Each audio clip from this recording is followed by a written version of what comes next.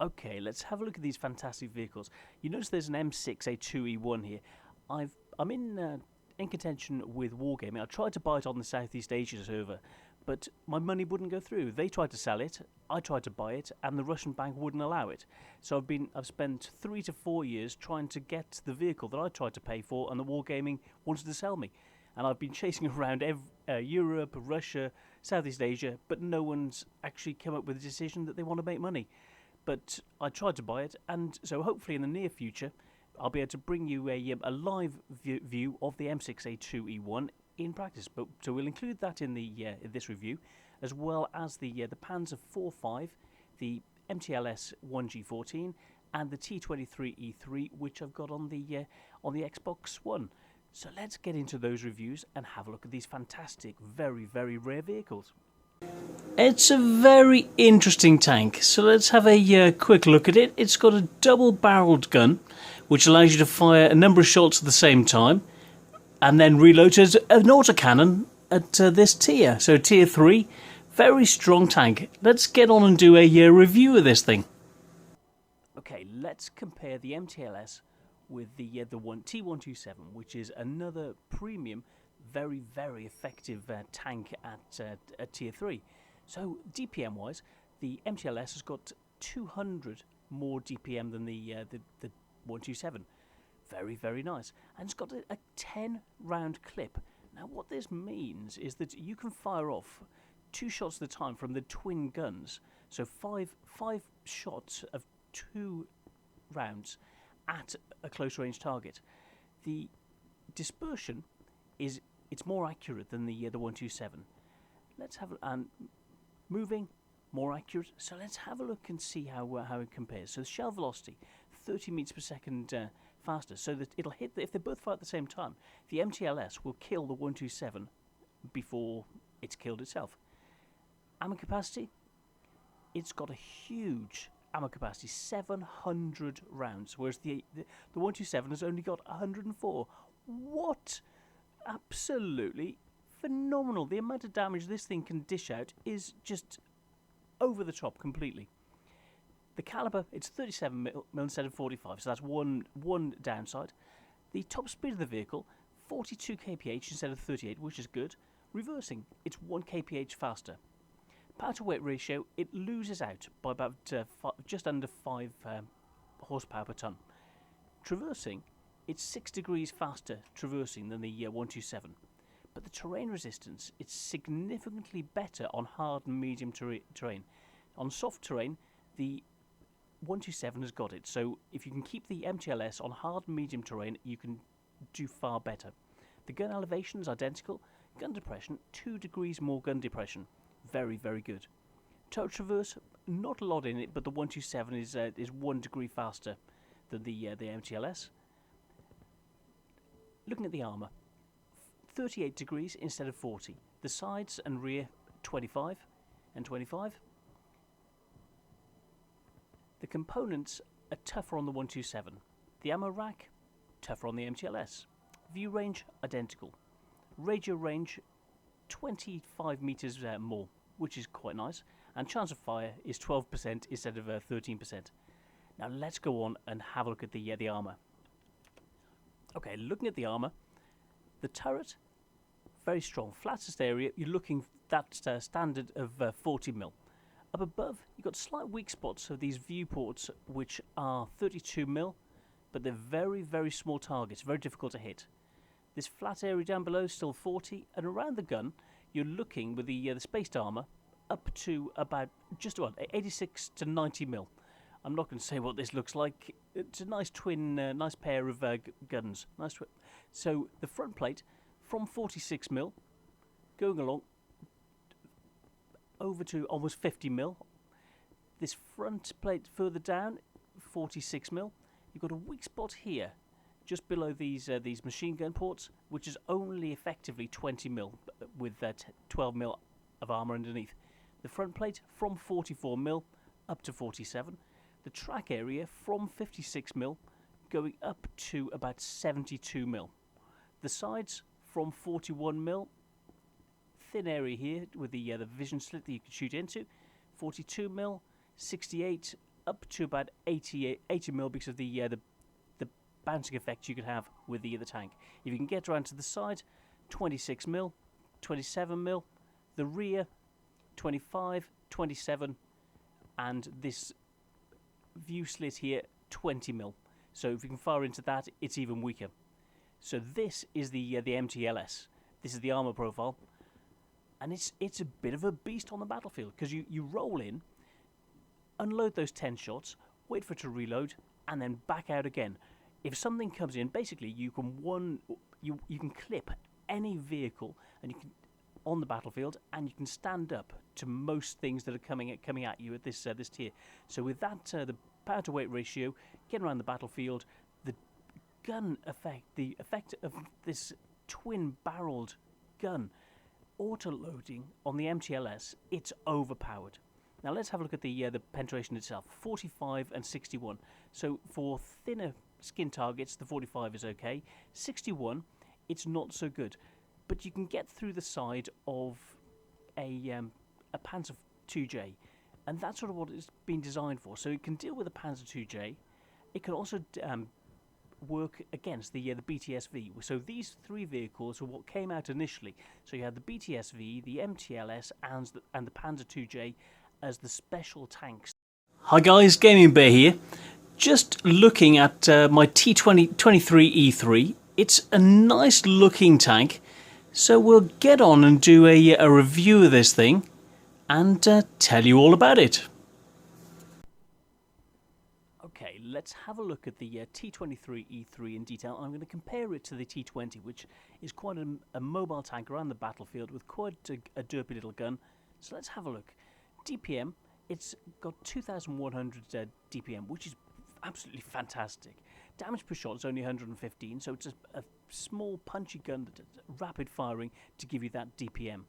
Reloads, you can fire 3 times, just under 3 times to every time that the T20 fires. So pop out, pew pew, pull back in before you can fire.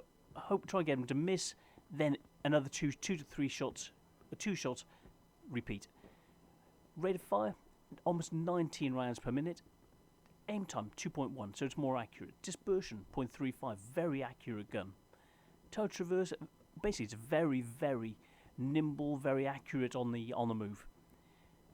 The caliber, 76mm instead of a 90mm, so it hasn't quite got the punchiness of the T20's gun, but it's got the nimbleness around the battlefield, which we'll have a look at, and the ability to just fire on target, couple of shots, pull back. Ammo capacity, it's got just under twice as much ammo where you need it, because the DPM, the damage per shot is less than half. Top speed, identical.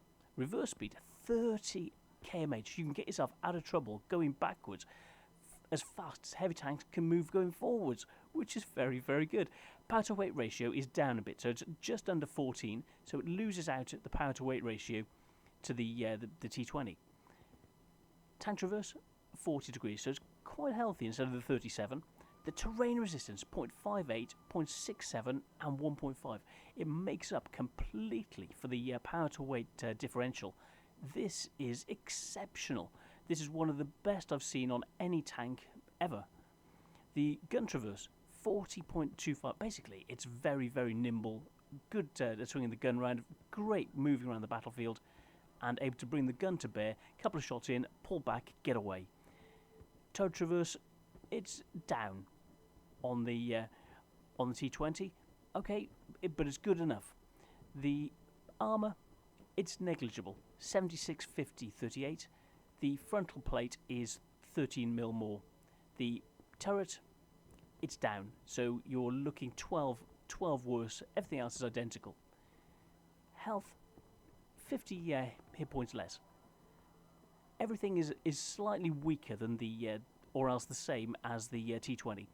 View range, 380 instead of 390, so it loses out. The T20's got a better view range.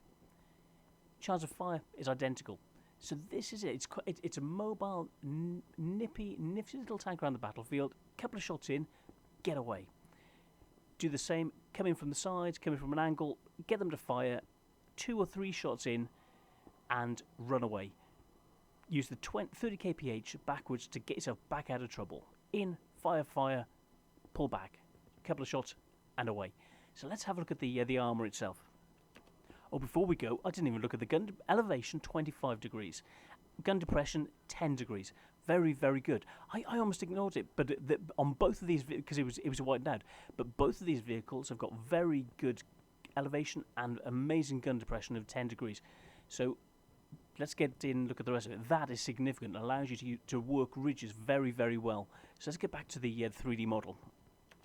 So if this thing is looking at you over the ridge, this armour, you're looking 88mm. But the sides, you're looking 90, 100mm effective. If you shoot the top, it's a weak spot you could potentially penetrate. The side, the cheeks of this, you're looking 95 to 110, 200 and almost 300mm. So you poke out, fire, pull back. The front plate, if you can be seen from this angle, 134, 135mm, going up to about 145mm. If you can see the machine gun port, anything that's flat, aim at it. And it's even that is 107. The flat area you saw is 92mm, but it's a very thin target. The sides, you're looking from 91mm, going up to around about 120mm, down below the tracks, very, very strong. The lower plate at this angle from 101mm. So it's not a weak tank. You can effectively bounce shots, pull out, use the armour, fire, snapshot, pull back. Very accurate, punchy little gun. If someone flanks you, which is unlikely, they can get in the weak sides. Still 72mm effective armour on the sides. The rear, you're looking 38mm. Arty shot on this, you're looking 21mm. Very, very thin armour, but you're fast enough to stay moving on the ridges and use the armour and the gun to shoot, annoy your enemy, take them to pieces, use the DPM that you've got to work your way around the battlefield. Right, now we're having a look at the Panzer V4, which is a combination vehicle of the Panzer V with a Panzer IV turret. Very strong vehicle, so let's get on and add this to the review. Okay, let's compare the Panzer V4 to the Cromwell B. It's the one that everyone goes for at the moment. It's the only one that you can really look at because it's so powerful. Crommy B. So DPM 1800 in comparison to 2100, but 1800 still not bad at all. So you can see how good the Cromwell B is. So let's have a look. Damage per shot, the Alpha 110. Penetration 110mm instead of 145. So okay, the penetrative ability isn't as good. The reload every 3.6 seconds, so similar reload time. The rate of fire 16.4 instead of 16, so the rate of fire is better, but it's that DPM, the additional 25 hit points per shot that the Cromwell B's got above the Panzer V4, which is the significant factor. Now aiming's identical. Dispersion, the Cromwell B is better, but on the move, the Cromwell B loses out quite significantly to the Panzer V4. Total traverse, it's twice as good as the Cromwell B. Ammo capacity, twice as much ammo. So in a protracted battle, the Panzer V4 can take your enemy to pieces, whereas the Cromwell B is going to run out of ammo. Top speed, 55 instead of 64, so it's not as good, but it's still right up there. 55, very nice. Reverse speed, identical. Power to weight, 17.3, so it's sluggish around the battlefield, whereas the Cromwell B has got 23.4, very, very manoeuvrable. The terrain resistance, 0.86 in comparison to 0.48, so the 0.86 is still good, but in comparison to the Cromwell B, it's not as good at all. But in its own right, it's very good. On soft terrain, 2.11 is very bad, so you want to keep this away from soft terrain. The Cromwell B is okay, well, it's actually quite good on everything. Gun elevation, 20 degrees. So if you can bear in mind the conditions that allow you to use the gun where other people couldn't. Gun depression, got 2 degrees more than the Cromwell B, which is exceptional. It's got the same sort of gun depression as an American tank. Gun traverse, 5 degrees less, but 35 is still fine, you know. Turret traverse, very, very significantly worse. The 50 degrees of the Cromwell B, 31 is a little bit slow, but it's not the slowest. Let's have a look at the armour. Armour-wise, 85mm sloped, very, very good frontal plate. So we'll have a look at the armour in a minute. The side and rear, similar, apart from the rear is even stronger. Turret is weak in comparison. All the components are far stronger than the Cromwell B, so you're less likely to take critical damage. The view range, 10 meters less, but it's still healthy.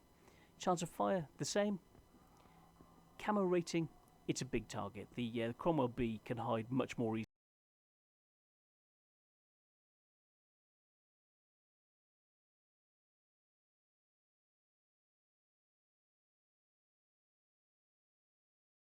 So let's have a look at the 3D model. Okay, the armour of the vehicle, from the front, it's pointing over a ridge, firing down at you. This area below, you're still looking about effectively 151mm, going to 156, up to around about 165mm. The lower section of the front plate, 150-ish to about 160, and the very low plate, 101mm, going up to 107. So effectively good armour. The side from the tracks, 114, going up to around about 156. This side plate from 127 and 26 going up to about 160. Now the weak area is the turret itself. The cheeks, 51mm, 51 the other side. Around the gun mantlet, you're looking about 60mm, very, very weak. And the Caban's cupola, from about 96mm to 180-ish, you saw the bouncing there. So don't aim for the cupola, it's not a weak spot relatively. Just aim for the whole rest of the tank, the turret. You will go through more likely than not, unless you're very unlucky. The sides, 46mm, 53 at there. The rear, 47mm. If you shoot at the turret, 38mm. You want to be shooting the whole bulbous area of the turret, time after time. It's quite a large target, so 12mm, 16mm. Any shots from arty will go through. It's quite a heavy tank, but an arty shot will go through. But if you engage it from the front, this frontal armour will cause you problems, like any German.